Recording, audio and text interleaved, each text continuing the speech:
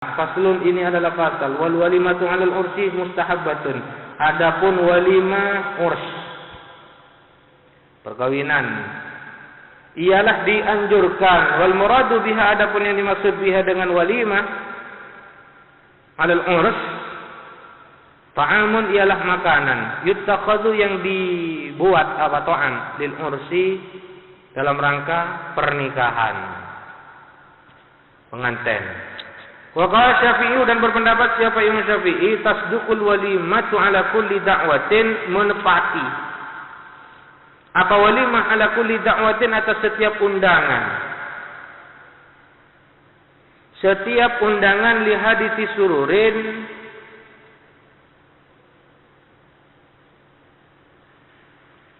karena terjadinya kebahagiaan. Wa aqalluha, adapun paling sedikitnya walimah lil muksiri bagi orang kaya, syatun ialah kambing. Walil mukilli, dan bagi orang yang miskin, mata yasara ialah sesuatu yang mudah apa emas semampunya. Bagi orang kaya paling sedikit membeli kambing. Bagi orang miskin semampunya, tidak punya kambing, ayam tidak punya telurnya. Wa anwa'uha, adapun macam-macamnya walimah kathiratun ialah banyak, madhkuratun yang disebutkan fil mutawwalati di dalam kitab-kitab yang panjang pembahasannya. Wal ijabatu ilaiha, dan mendatangi undangan walimah ay walimatil ursi wajibatun ialah wajib, ay artinya fardu ainin fil asahi, menurut pendapat yang paling sahih. Menghadiri wajib. Tapi ada catatan. Wajib ini kalau tidak ada unsur kemaksiatan di dalam walimah itu. Kalau terjadi ikhtilat bainal halal wal haram, maka gugur kewajibannya. Misalnya ada pemajangan pengantin yang disebut dengan kuade. Jelas itu adalah merupakan kemaksiatan. Kalau ada pemajangan seperti itu, ada kuadenya, tidak wajib datang. Atau nangke hiburan-hiburan yang mengandung unsur maksiat, goyang ngebor, goyang ngecor, goyang patah-patah, goyang gergaji, itu maksiat semua, itu tidak wajib menghadirinya.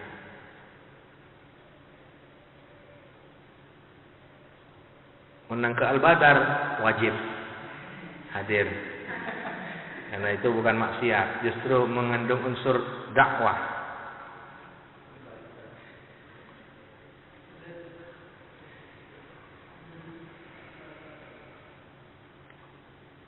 Tapi kalau melihat fakta sekarang ini, beberapa bentuk walimah yang diadakan oleh mayoritas yang terjadi di kalangan masyarakat itu sudah terjadi ikhtilat bainal halal wal haram. Sulit untuk mencari orang aparlau yang tidak ada unsur kemaksiatannya.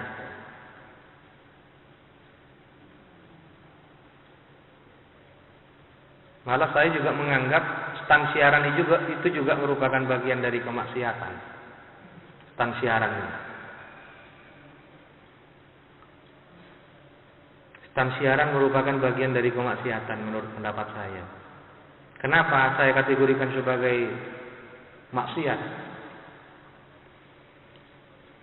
Tujuan dari stan siaran, kita lihat dari tujuannya. Gayahnya itu adalah orang yang melakukan walimah itu punya target agar supaya orang itu berlomba-lomba untuk kasih cecean sebanyak. Apa cecean bahasa Indonesianya? Supaya beri sombongan banyak. Itu tujuan intinya. Tujuan intinya adalah untuk memberikan rangsangan kepada orang agar kasih sumbangan dengan sebanyak-banyaknya. Apa salah memberikan motivasi dan dorongan agar supaya orang itu memberi sumbangan dengan jumlah yang besar? Tidak salah. Yang salah apanya kemudian? Yang salah adalah ada kecenderungan kemudian dari orang-orang yang kalau saja dia merasa punya malu yang cukup besar, tapi bukan kemaluannya yang besar, merasa tidak enak kemudian kalau dia nyumbang dengan jumlah yang sedikit. Sehingga ada unsur keterpaksaan kemudian dia harus mengeluarkan sumbangan dengan jumlah yang standar. Sekarang 5.000 tak kosong. Minimal 10.000. Sehingga akan terjadi kecenderungan cecek menyecek yang berakibat terhadap tidak kondusifnya hubungan antara tetangga dengan tetangga. Dan nanti ketika orang yang punya hutang dengan jumlah yang cukup besar itu, si akarja itu, lalu pada saat tiba saatnya untuk melunasi, membayar, lalu tidak bayar, itu biasanya ditagih. Akhirnya sorat bahkan intari langsung akibat dari stansiaran itu. Jadi akibatnya itu yang saya anggap maksiat. Apapun yang kemudian melahirkan kemaksiatan, maka sesungguhnya itu juga merupakan bagian dari kemaksiatan. Sesuatu yang terlahir dari sesuatu yang dilahirkan dari sesuatu yang haram yang dilahirkan dari sesuatu yang lain, maka sesuatu yang lain yang melahirkan keharaman itu juga haram. Stansiaran itu tidak bagus.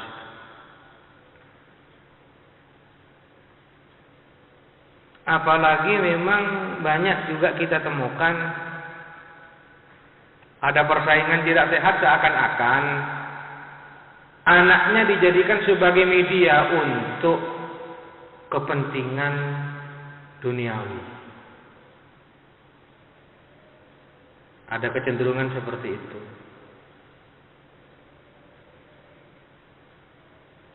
Biasanya pas ngedaraki ulem-ulem sangkasanaki, tidak termasuk kawasan tetangganya sendiri, tidak masuk dalam kategori lingkungannya sendiri, itu sampai menyebar kemana-mana ulem-ulem. Padahal tidak punya hubungan kekerabatan, tidak ada hubungan kekeluargaan.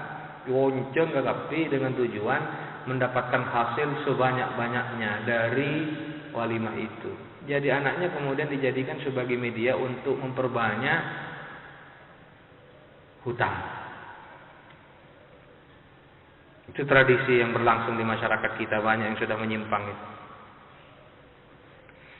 Ada lagi memacah. Apa memacah itu? Tahu memacah ya? Katanya daf'an lil bala, untuk menghindari malapetaka. Ada keyakinan di tengah-tengah masyarakat kalau mau melakukan walimah itu harus diawali dengan memacah.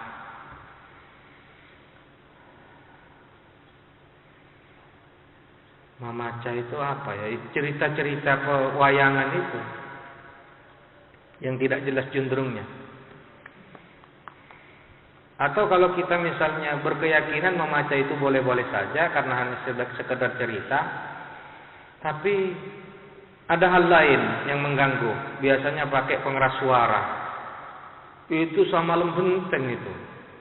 Sehingga tetangga-tetangganya yang mestinya dia harus bisa istirahat dengan enak, terganggu dengan pengeras suara. Jangankan memacah, tadarus saja baca Quran, kalau ada kecenderungan mengganggu orang yang sedang beristirahat, itu haram. Baca Quran ini, apalagi cuma memacah tak jelas itu. Jadi umpama maksa memacah silahkan, cuma tak usah pakai pengeras suara. Kenapa sih kok harus pakai pengeras suara? Terserah memacah silahkan, tak usah pengeras suara. Ini pakai pengeras suara, si ramingan. Ya banyak yang seperti itu. Coba diganti dengan hataman Quran kan lebih bagus daripada memacah saya tak jelas itu hasilnya manfaatnya apa. Hataman Quran kan lebih bagus. Cuma perlu diingat juga, walaupun pakai hataman Al-Quran, jangan pakai pengeras suara. Kalau mau pakai pengeras suara mungkin cukup pakai salon yang daya jangkaunya tidak terlalu jauh, hanya pekarangan itu sendiri. Tak sampai alat-alat kasanaki.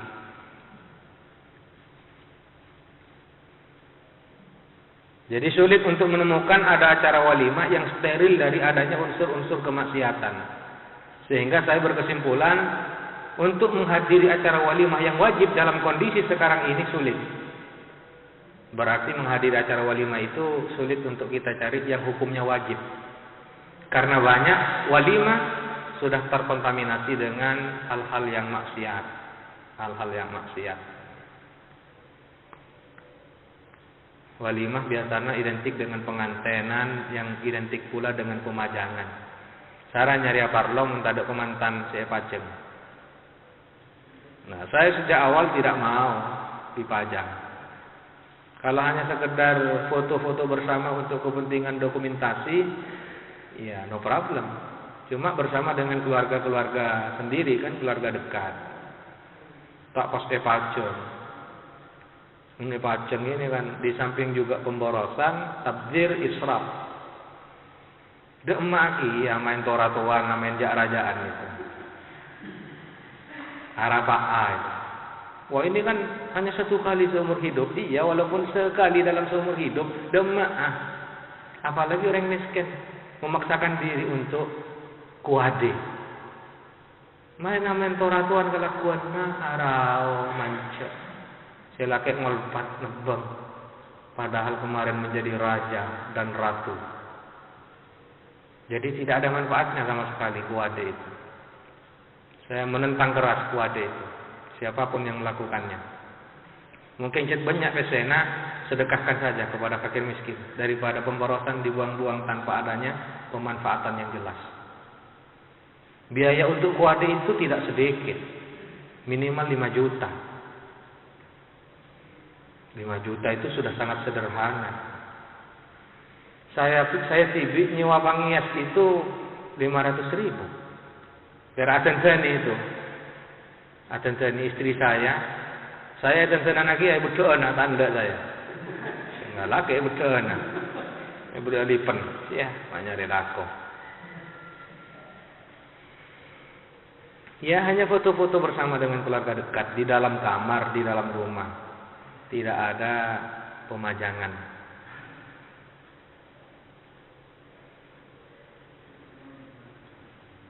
Jadi tradisi cecek menyecek itu tidak bagus. Catat biasanya itu. Ya kalau mau nyumbanglah sesuai dengan kemampuannya sendiri berapa. Tapi tidak perlu kemudian dicatat kertas, saya kocak keter itu. Saya kalau pergi ke walimah, kasih sumbangan sesuai dengan kemampuan saya, dan saya tidak pernah menuliskan nama. Tidak pernah menuliskan nama. Ini pasti catat. Tradisi seperti itu tidak bagus. Yang pada akhirnya juga berdampak kepada yang lain. Salah satu diantaranya juga biasanya membuat orang kebatian, orang bengibo catat kia. Itu tidak bagus tradisi seperti itu. Tatele misalnya catat ngiba kula berempa catat dia. Itu tradisi yang tidak baik. Jadi kalau mau nyumbang ya sudah. Nyumbang sesuai dengan kemampuan. Masa takziah lalabat tanpa catat dia. Kata Nabi Isna uli Ali Ja'far ta'aman. Pada saat sahabat Ja'far meninggal dunia, keluarganya dirundung duka. Maka Nabi kemudian menganjurkan kepada sahabat yang lain bawa makanan untuk keluarganya Ja'far karena sedang dirundung duka. Dia tidak lagi bisa memasak, tidak lagi bisa menyiapkan makanan untuk dikonsumsi. Bawakan makanan. Bawakan makanan. Nah, tradisi kita tidak membawa makanan yang sudah siap saji, tapi bawa beras. Matana, ngiba matana. Karena sudah mentradisi tahlilan. Bawa beras. Tak usah cacat nih kan. Di Sukorejo beberapa waktu yang lalu saya mendengarkan informasi kalau untuk acara walimah itu biasanya istilahnya lang-elangan. Jadi bawa amplop tidak dikasih nama, bawa beras juga tidak ada keter, lang-elangan. Ntar kabar loh. Beberapa waktu yang dulu sempat seperti itu, tapi sekarang sudah mulai ikut arus lagi. Catat kia, pakai keter kia. Tapi masih lumayan untuk konteks Sukorejo ini, tidak terlalu seperti di luar. Mun daerah saya, masya Allah, sudah sungguh sangat jauh dari ajaran agama.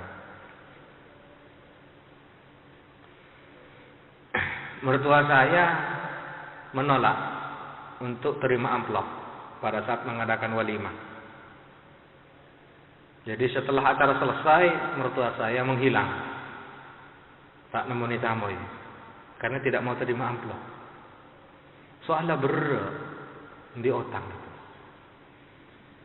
Kalau disuruh milih, mendingan punya hutang besar kepada satu orang daripada punya hutang yang diincrit-incrit sedikit-sedikit kepada orang yang jumlahnya banyak. Kok bisa nyerai sampai mati? Padahal jangka waktu itu masih lama. Orang-orang sentar beri amplop itu kan pada saat mau menikahkan anaknya itu kan tidak tentu bisa 5, bisa 10 tahun yang akan datang, bisa 20 tahun yang akan datang. Pak kacapoa. Pak bisa amajar otang. Di otang orang banyak itu jumlah nenek sagoni. Bangun dia otang raja, kau orang setung, jelas waktunya kapan pembayaran itu. Daripada punya hutang sedikit-sedikit kepada jumlah yang banyak, jumlah manusianya yang banyak. Dan itu hutang, yang kepotang itu. Kenapa yang kepotang? Karena amplopnya ditulisi nama. Berarti waktu bajari. Indikasinya itu berencaman. Kalau amplopnya tidak ditulisi nama, berarti dia betul-betul ikhlas, tidak mengharapkan kembalian. Biasanya toles pangisto anyar, bodoh pangisto kembalian. Itu otang itu, mau nyarilah ke otang itu.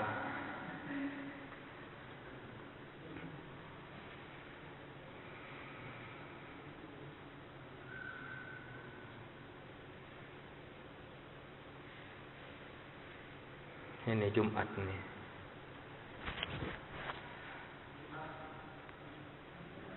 Sampai pukul berapa ini? 10:30 ya.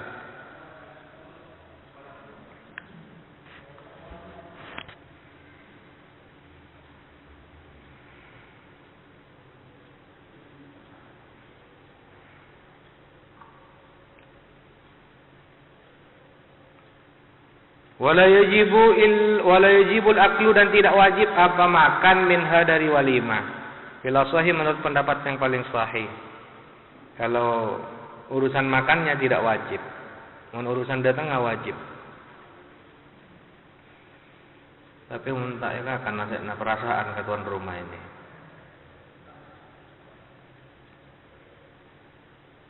Tapi menamu ini biasanya kan nasiin seponi.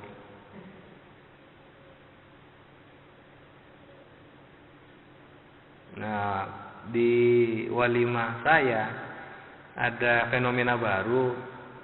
Nasi itu tidak diberikan pada saat acara walimah, angkui berkepereng tidak. Tapi nasi itu dibikin nasi bungkus, ibadai meka. Jadi persis sesudah acara hanya ada teh di situ, teh botol. Setelah itu pulang, tidak makan bersama. Karena kalau makan bersama katanya pertimbangan mertua saya, orang perak calat tak mabik dia, buang-buang. Tapi menibadai itu dibawa pulang.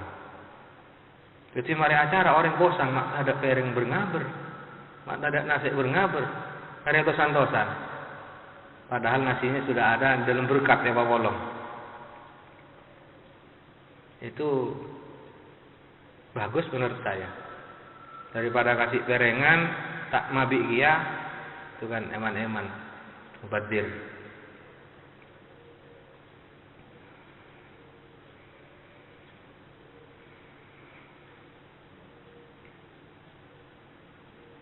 Amal ijabatu li ghairi walimatin ursi, adapun ijabah merespon mendatangi undangan bagi selain walimah urs min baqiyatil walaimi, dari walimah-walimah lain. Walimah apa saja, kan banyak macamnya itu. Ada walimah akikah ya, ada walimatul hamal, walimatul walad. Banyak-banyak walimah. Falaisat, ialah tidak ada apa al-ijabah fardhu ainin, ialah fardhu ain. Bal, akan tetapi adapun ijabah sunnatun, ialah sunnah. Wa inna ma tajibud da'watu, hanyalah wajib apa mendatangi li walimatil ursi, terhadap walimah urs, au tusannu li ghairiha, atau disunnahkan apa dakwah li ghairiha, untuk selain walimah urs, bisyarti alla yakhussad da'i, dengan persyaratan sekiranya tidak mengkhususkan siapa pengundang, tidak mengkhususkan al-aghniya kepada orang-orang kaya, bid-da'wati dengan undangan, bal yad'uhum, akan tetapi mengundang siapa da'ihum kepada aghniya, wal fuqara'ah, bersama dengan orang-orang fakir. Wa an yad'uwa, dan mengundang siapa da'i kepada aghniya wal fuqara fil yaumil awwali, di hari pertama. Fa in aulama, jika mengadakan walimah siapa orang salatata ayamin, 3 hari, lam tajib al ijabatu fil yaumis tsani, maka tidak wajib apa mendatangi undangan di hari kedua. Bal tustahabu, akan tetapi disunnahkan apa al ijabah fil yaumis tsani. Wa tukrahu, dan dimakruhkan apa al ijabah fil yaumis tsani, fil yaumis salisi,